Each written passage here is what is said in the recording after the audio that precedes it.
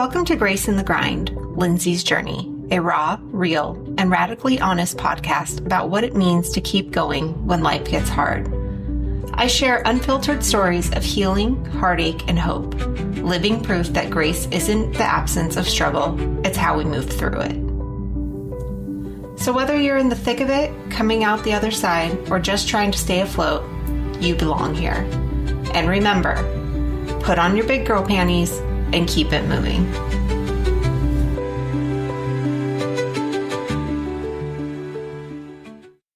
Episode 1. The Day Everything Changed. I've kept my journey close for a long time. It lived inside my circle, inside my tribe. Quiet, contained, handled. But something shifted. I'm in a place now where there's nothing left to hide. And I feel ready. Ready to tell the truth of what life has become. Not just for me, but in hopes that maybe someone else out there, carrying something just as heavy, might feel a little less alone. The decision to share wasn't easy. It was actually terrifying. But my health has changed. Things have progressed.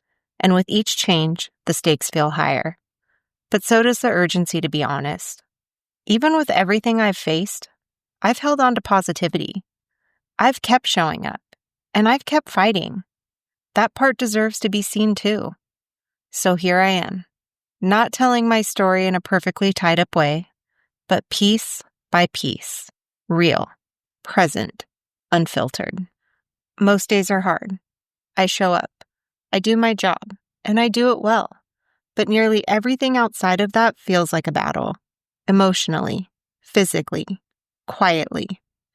I work for a steel erection company, a job I never imagined I'd be doing. But I've been there for 4 years now, and as unexpected as it is, I've really come to love it. Even with everything going on in my body, my work is the one place where I feel completely capable and grounded. Whether I'm working from home or I'm in the office, I get it done every day. And not just halfway. I give it 100% because I take pride in it. No matter how difficult things are physically, my commitment to showing up and doing my best hasn't changed. That part of me is still solid. Losing the ability to drive, losing my independence, it's been brutal. Taking a shower, doing my skincare, putting on makeup, blow drying and straightening my hair. Every part of my routine is difficult. If I had to put it into words, I'd say terror, scared, anxious. I have to know the proper hand placement for every wall, every countertop, just to get through the basics. It's exhausting. It gives me anxiety and fear. And every move comes with that inner whisper. Don't fall. Hold on. Keep your balance. I go through a checklist for every single thing, every movement, every shift, and it wears on me. But I do the best I can with each thing, even when it feels like everything's too much. In all of this, I have a strong support team. My partner, my mom, my friends. They help in ways I can't even fully explain. They show up for me in the quiet, in the chaos, in the breakdowns. Without them, I don't know how I'd make it through some of these days. To really understand what I'm facing now, you have to understand how it all began. It was March 17th, 2009. A normal, beautiful day in Newport Beach. But my day wasn't normal. I was working for a high-end furniture designer located in Fashion Island in Newport Beach, California. I loved my job. I worked with great ladies. It was a way to be creative and put my focus into something I loved, interior design. We worked with high-end clients, did custom orders on furniture, and I got to help design and style displays around the store. And I especially loved working with our returning customers. It wasn't just a job. It was something I was building a future around. And I felt good about it. Then we got the news. The company was going to be liquidating. It was heartbreaking. Everything we had worked on, everything I had dreamed of, it was all coming to a close. We were trying to keep things polished for clients while packing up the pieces of a dream behind the scenes. It was emotional. It was heavy. It was a lot.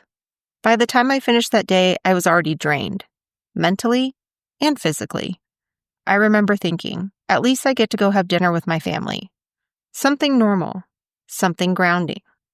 My parents kept a small apartment on Balboa Island, which is part of Newport Beach, just 7 miles from their main home in Laguna Niguel. It wasn't some sprawling beach house. It was simple, warm, familiar. And for me, it was everything. I grew up on Balboa Island. Some of my fondest childhood memories were made there. Walking the harbor, eating Balboa bars, riding bikes with my sisters. The fact that my parents still had a place there meant we could come together for dinners, for holidays, for moments like this. That apartment felt like home, and it was one of my favorite places in the world. So I drove there to have St. Patrick's Day dinner with my mom, my stepdad, my sister, my brother-in-law, and my little niece. I said my hellos, and then I walked into the bathroom to freshen up. I was standing at the sink, looking in the mirror, and then it happened. A cold, shooting pain traveled up my back. Sharp, unnatural. And then, just like that, my legs gave out. I dropped to the floor. I was in an immediate panic, crying, in pain. I managed to pull myself up by grabbing the sink. I opened the bathroom door. My sister saw me and screamed for my mom. My mom came running. I told her I couldn't stand. She got my stepdad and my brother-in-law, and they carried me to the bedroom. I asked them to lay me on the floor. It was the only position I could get somewhat comfortable in. We tried to figure out what to do next. It was the evening. Doctors' offices were closed, but I had the number for my nurse, so we called her. She contacted my doctor. They thought it might be a pulled muscle. She suggested urgent care. Getting me into the car was painful. By the time we got to the urgent care, it was closed. My mom made the call. We're going to the ER. That decision saved my life. At the ER, I couldn't sit in a wheelchair. I had to kneel. When they called me back, I couldn't sit to put the gown on. The pain was that bad. The doctor who saw me made me feel like I wasn't trying hard enough. I was 25, in agony. Eventually, he ordered an MRI. That's when they found the tumors. Suddenly, a team of doctors was in the room. They told me what they saw. Tumors on my spine. I was in shock, terrified. I could barely process what they were saying. In the middle of that, my mom walked out of the room. I didn't know why at first, but she was calling my dad, telling him he needed to come. She called my stepdad to come back. She called my sisters, and then she came back to the room. We sat there in shock and cried. They moved me to a hospital room upstairs. By the time I got there, it was the middle of the night. But everyone came. My stepdad, my dad, my sisters. We sat in that room together, emotional, scared, trying to hold each other up. Eventually, my sisters and stepdad went home, but my mom and dad stayed. All night. None of us slept. We were waiting to hear what came next. The next day, I met my neurosurgeon. He told me I had 2 ependymoma tumors on my spine. The team would discuss the safest way to remove them. They scheduled surgery for March 20th, 2009. They took me for another MRI to check for tumors in my brain. When I came back upstairs and the elevator doors opened, the hallway was lined with family and friends, all there waiting for me. They had shown up, together, to surround me with love and strength and support. I'll never forget it. The night before surgery, my mom and I had a heart-to-heart talk in my hospital room, one of the deepest we'd ever had. We didn't sugarcoat anything. We talked about what this could mean, what we were afraid of, what we were hoping for, and how much we loved each other. My parents brought me my last meal before surgery.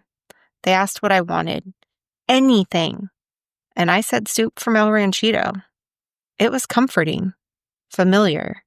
That was the last meal I had before surgery. The next morning, I woke up terrified. My parents were there. My siblings were there. My best friends were there.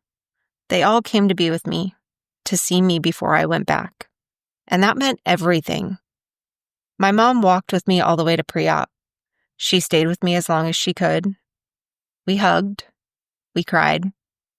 We told each other we loved one another. And then, it was time. They took me into surgery. During the operation, the neurosurgeon called my mom. They had found a third tumor, one they hadn't seen before. It was entangled in my nerves. He told her, I'm treating her like she's my own daughter. He promised he'd do everything he could, but said he would stop if it became too dangerous. While I was in surgery, my family waited. My friends, our family friends, they were all there, filling up the waiting room, holding each other, checking in, watching the clock. And they stayed the entire time, until the very end, until they heard that I had made it out of surgery. 9 hours later, I came out of my first surgery and was taken to the ICU. My mom stayed with me. Her best friend snuck into the ICU, told the nurses she was family, just so my mom could get sleep. She sat with me all night. That night was one of the roughest of my life. I was in so much pain, horrific pain. My heart was racing. My blood pressure was up. I felt extremely sick. I had chills. Everything in me hurt to a level that I couldn't handle. It was excruciating. And every time I called for the nurses, they told me everything looked okay. But everything wasn't okay. We didn't find out until morning my IV had shifted. The pain medication I thought I was getting wasn't making it into my system. It was bubbling under my skin. All night long, after a 9-hour laminectomy, I had no pain relief, no comfort. When they finally figured it out, we had to chase the pain back down. And chasing pain is brutal. By that point, it had built up so badly that it took hours of agony before they were able to get that under control. Once they did, I was transferred to a hospital room to begin my recovery. That's when the next chapter began. My mom stayed with me every night. She only left my side one time when one of my best friends offered to give her a break and told her to go home and get a good night's sleep. What we didn't know was that the very next morning they were coming to take me downstairs to meet with an oncologist. A meeting we both would have thought she should be there for had we known it was coming. So there I was with one of my best friends, Ashley. And as soon as she realized what was happening, she grabbed a notebook and a pen like she was about to take the best notes of her life. The transport staff arrived to wheel me down. And I don't know if it was their first day, but they hit every single wall on the way down. As painful as it was, Ashley and I kept looking at each other and almost laughing. Once we got downstairs to oncology, a nurse noticed that the other brake on the bed hadn't been released. She took it off and said, "It works a lot better if you take the brake off." And sure enough, the bed moved just fine after that. It was the very first time I was meeting with the oncologist. He had been part of the surgical team that helped determine the course of my treatment, but we had never spoken before, not once. This was going to be our first real conversation. Ashley took notes like she was studying for an exam. It wasn't how I expected that moment to go, but she showed up, and she held it down. My mom came right back after that and didn't leave my side again. She was my biggest source of strength. She was there when I woke up. She was there when I cried. She advocated for me, comforted me, and reminded me, even in the darkest moments, that I wasn't alone. At the time, I thought we were on the journey to recovery. I really did. But what I didn't know was that this wasn't the end of the fight. It was just the beginning, the start of a very long road, one that would be more difficult than I ever could have imagined. Where I am now is hard. My legs no longer hold me up the way they used to. I can't stand on my own anymore without a walker or something sturdy to hold on to.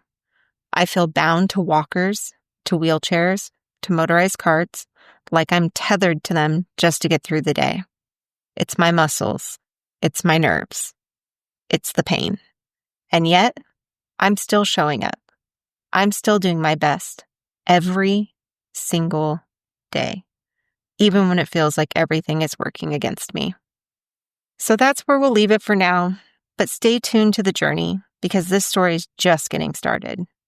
In the next episode, we'll talk about staph infections, spinal fluid leaks, more hospital stays, the decision to freeze my eggs, considerations around radiation, and what life looked like when recovery didn't go as planned, plus some real-time updates on where I am now. You won't want to miss it. If you enjoyed this episode, please give it a like and subscribe so you don't miss a step or an update in my journey. Until next time, put on your big girl panties and keep it moving. Thank you for joining us on Grace in the Grind, Lindsay's Journey.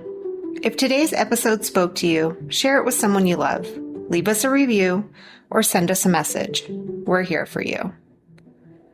Until next time, give yourself some grace, put on your big girl panties, and keep it moving.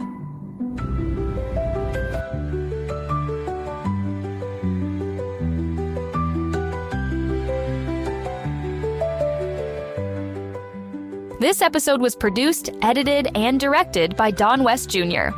Grace in the Grind, Lindsay's Journey is a Brand Boost 360 production. Follow, share, and put your big girl panties on and keep it moving.